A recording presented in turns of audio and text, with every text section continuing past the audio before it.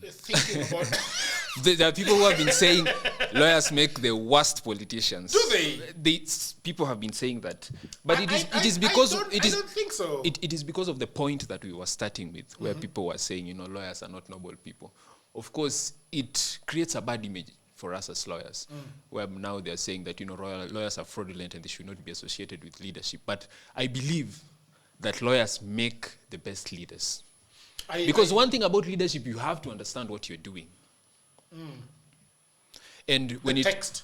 Exactly, the legislation. Legislation. Let me tell you why studying law is important for a politician and an MP. It helps you with legislation. Policy is about law. Drafting bills is about law.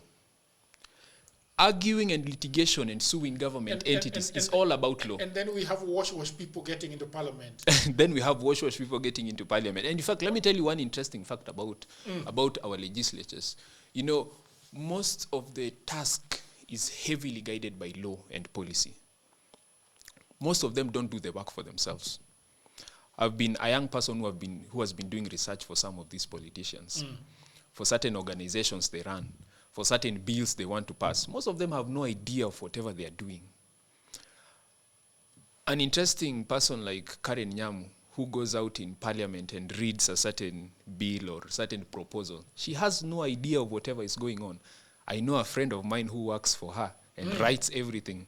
Yeah. The only thing she has to do is just read it out in parliament. Most of these people do not know what they're doing. Exactly. And the most unfortunate thing about her herself, she's already a lawyer. So now imagine other people who are not lawyers.